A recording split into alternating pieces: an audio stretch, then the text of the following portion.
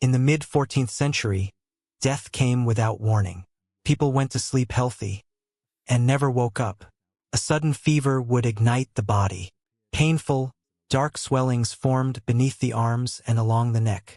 Within days, sometimes within hours, entire households vanished. Church bells rang so relentlessly that cities stopped counting the dead. Graveyards could no longer hold the bodies. The streets grew quiet. And across Europe, one haunting question spread faster than the disease itself. What they did not know was that they were living through the deadliest pandemic in recorded history. A catastrophe that would wipe out as much as half of Europe's population and permanently alter the course of civilization. This was the Black Death. And once it began, there was no escape. But to understand the devastation, we must first understand what was lost. The early 14th century was not an age of darkness, as often imagined. It was the height of the High Middle Ages, a period of extraordinary growth, stability, and connection unseen since the fall of the Roman Empire. The climate had been unusually warm for generations, a phenomenon now known as the medieval warm period. Harvests were abundant. Europe's population had nearly doubled in just 2 centuries. Cities spilled beyond their ancient Roman walls. Paris, Florence, Venice, and London thrived, crowded, chaotic, alive with trade and ambition. Gothic cathedrals soared toward the heavens, monuments to a society confident in both its faith and its progress. And perhaps most importantly, the world was connected. A merchant in Venice could purchase silk that had traveled thousands of miles across Asia, protected by the vast trade networks of the Mongol Empire, the Pax Mongolica. This medieval worldwide web carried spices, gold, inventions, and ideas across continents at unprecedented speed. It was a vibrant, optimistic age. But that same interconnectedness was also its greatest vulnerability. The caravans and ships that carried wealth were about to deliver something far more deadly. The roads of commerce had unknowingly become highways of contagion. The infrastructure for disaster was already in place. This powerful civilization was about to confront an enemy it could not see, could not understand, and could not defeat. The origins of this coming apocalypse lay thousands of miles away from the stone streets of Paris, on the vast, windswept steppes of Central Asia, likely near present-day Kyrgyzstan. And from there, it began its march westward.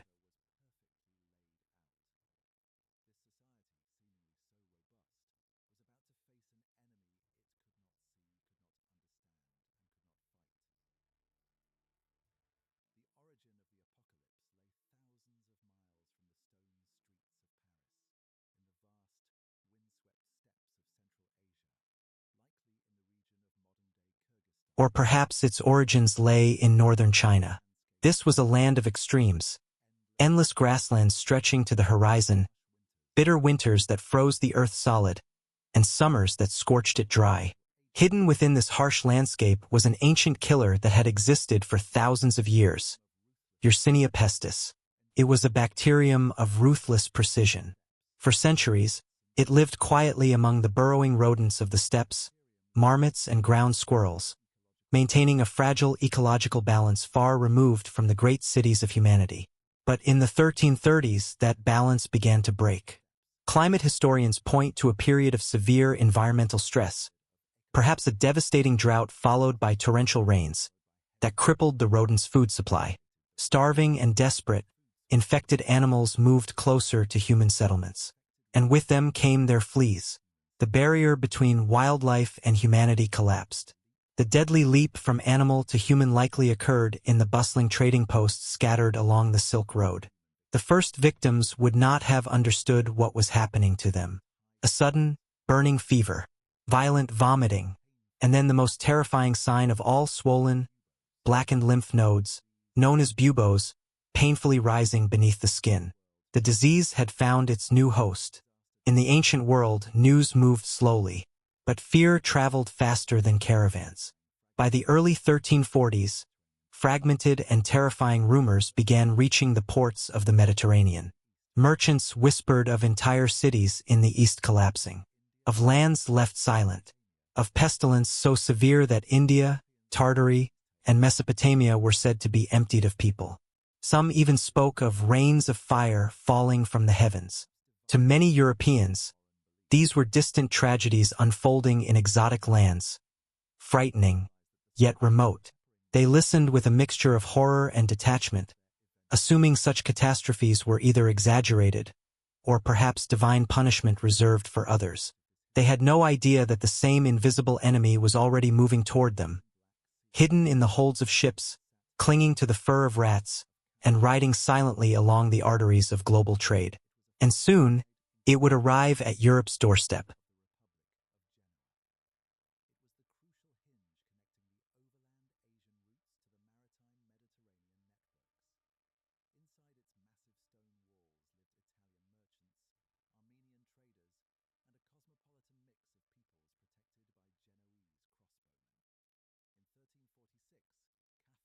Many Europeans dismissed the warnings as punishment for foreign beliefs, distant lands suffering divine wrath. They had no understanding of germ theory, no knowledge of bacteria, no idea that the spices flavoring their meals had traveled the same roads as their unseen executioner. The turning point of this story lies on the Crimean Peninsula, stretching into the northern Black Sea. There stood the magnificent city of Caffa. Caffa was no ordinary town. It was a fortified and immensely wealthy colony of the Republic of Genoa, a vital gateway linking the overland trade routes of Asia to the maritime highways of the Mediterranean. Behind its towering stone walls lived Italian merchants, Armenian traders, and a vibrant mix of cultures, all guarded by disciplined Genoese crossbowmen. In 1346, Caffa was under siege. The army of the Golden Horde, a powerful successor state of the Mongol Empire led by Khan Yani Beg, had surrounded the city. The Genoese were experts in defense and naval resupply, and what began as a military confrontation turned into a prolonged, grinding stalemate. But then, something far more dangerous than swords or arrows entered the battlefield. A silent killer began moving through the Mongol camps. Cramped conditions and poor sanitation created the perfect environment for the bacterium that had traveled westward from the steppes. Soldiers began falling ill. First dozens, then hundreds, then thousands. Their bodies darkened with gangrene before death. The Mongol army was collapsing not from enemy attack but from biology. Faced with the disintegration of his forces and the prospect of failure, Yani Beg made a decision that would echo through history. In a desperate and calculated act of psychological and biological warfare, he ordered the corpses of plague victims to be loaded onto massive trebuchets. And then, they were launched. For days, the sky above Caffa filled with death. Plague-ridden bodies crashed over the city walls, smashing into rooftops and courtyards. The defenders watched in horror as the infected dead scattered across their streets. The siege had transformed into something far more terrifying than war. It had become a weaponized epidemic. And from this moment, the fate of Europe began to unravel.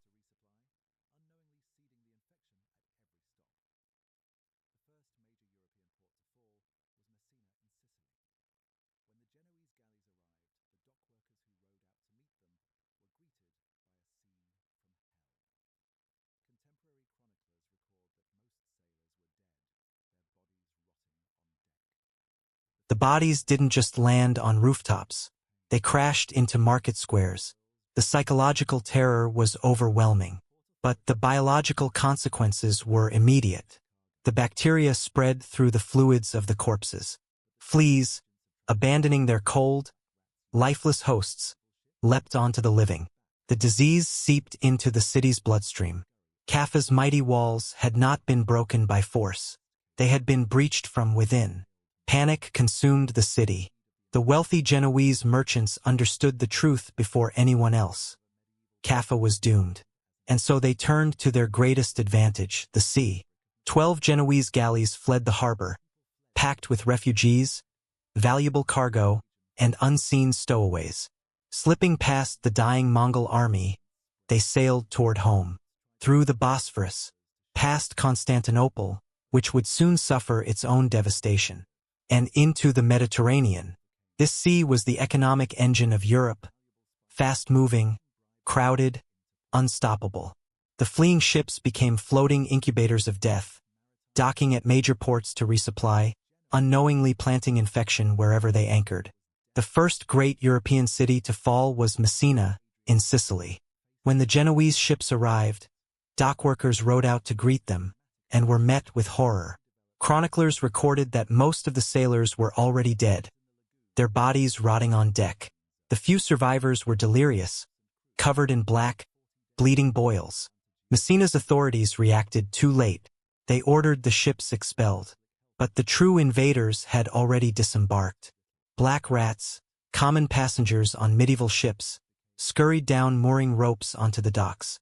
Their fleas carried the plague into the city's streets. Messina became Europe's test case, and it failed.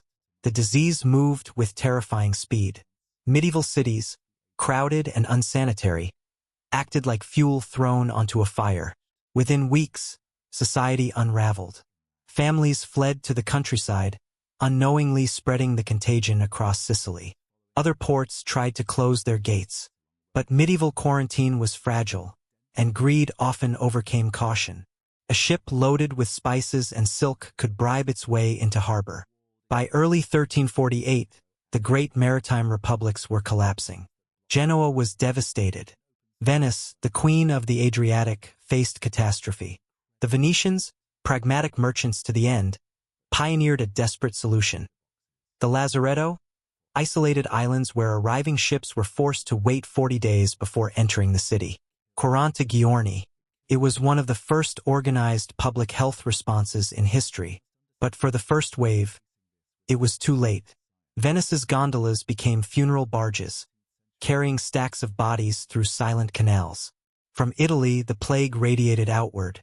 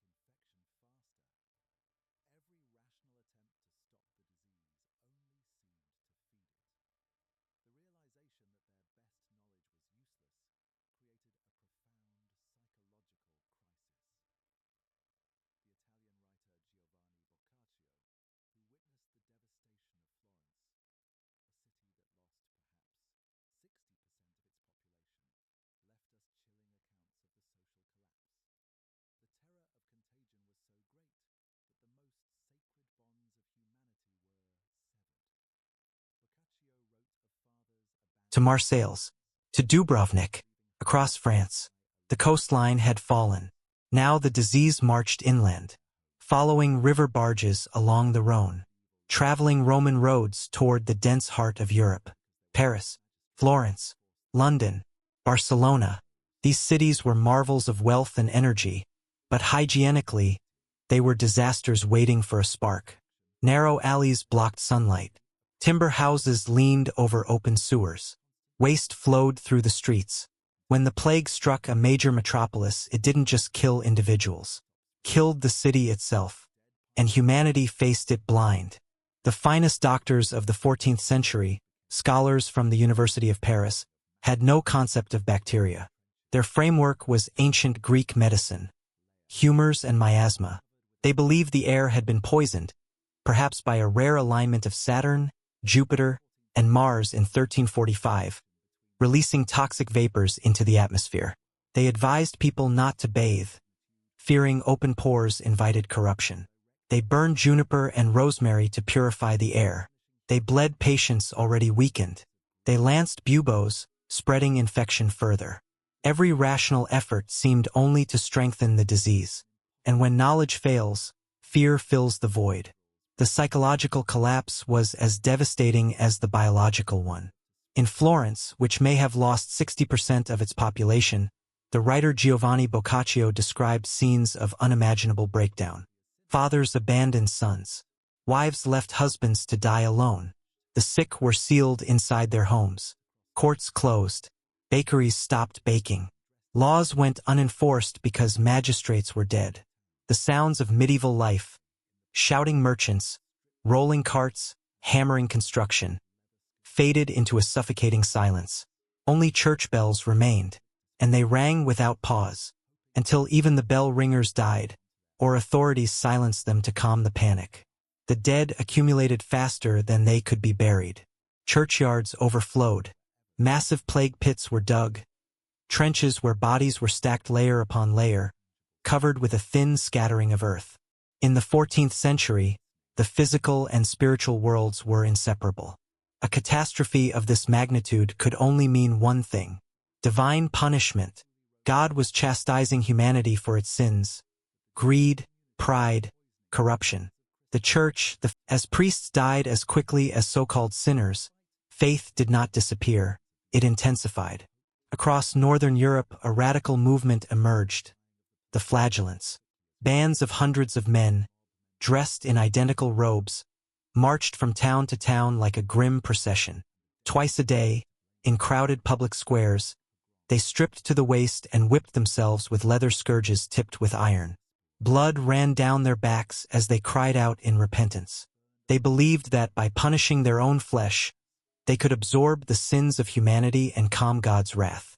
Instead, they spread hysteria wherever they went. But as the body count climbed higher, repentance was no longer enough. People needed someone to blame. If God was silent, perhaps the devil was at work. A dark conspiracy took root, especially in the Holy Roman Empire and parts of Spain, claiming that Jewish communities were poisoning Christian wells to destroy the faithful. It did not matter that Pope Clement VI officially condemned these accusations, pointing out that Jewish families were dying just as rapidly as Christians. Fear does not listen to reason. Fueled by centuries of prejudice and desperation, mobs turned violent. In cities like Strasbourg, Mainz, and Cologne, entire Jewish communities were rounded up and burned alive in town squares or locked inside wooden buildings set ablaze. The Black Death unleashed more than disease. It exposed the darkest corners of human nature. And while cities were the epicenters of horror, the countryside did not escape. Nearly 90% of Europe's population lived in rural villages, and the plague followed refugees and traders into these quiet communities. There, the devastation was slower, but in many ways more permanent. Thousands of villages vanished entirely, their names erased from memory. The manorial system, the backbone of medieval society, collapsed. Fields lay unharvested. Crops rotted where they grew. Sheep and cattle wandered without shepherds, eventually dying or turning wild. Wolves crept closer to empty settlements. The carefully managed medieval landscape began returning to wilderness. By 1350, the plague had reached the far edges of Europe, Scotland, Scandinavia, even Greenland, delivering a final blow to the fragile Norse colonies there. From the Mediterranean to the Arctic North, the continent had burned. And then, by 1351, the first catastrophic wave began to fade. Not because humanity had won, but because the bacterium had simply run out of victims. When the fog lifted, Europe was unrecognizable. Modern historians estimate that between 75 and 200 million people died across Eurasia and North Africa. In Europe alone, perhaps half the population perished in less than 5 years. The survivors stepped into a world that looked familiar, but felt entirely different.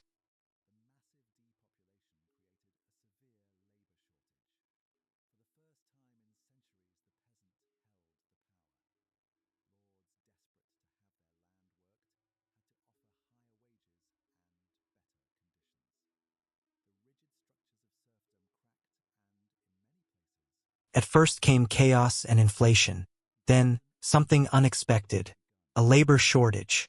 For the first time in centuries, peasants held leverage. Lords desperate for workers were forced to offer higher wages and improved conditions. The rigid chains of serfdom cracked, and in many regions they broke. From unimaginable loss emerged what some historians call the golden age of the laborer. The psychological scars, however, ran deep. Art became obsessed with mortality.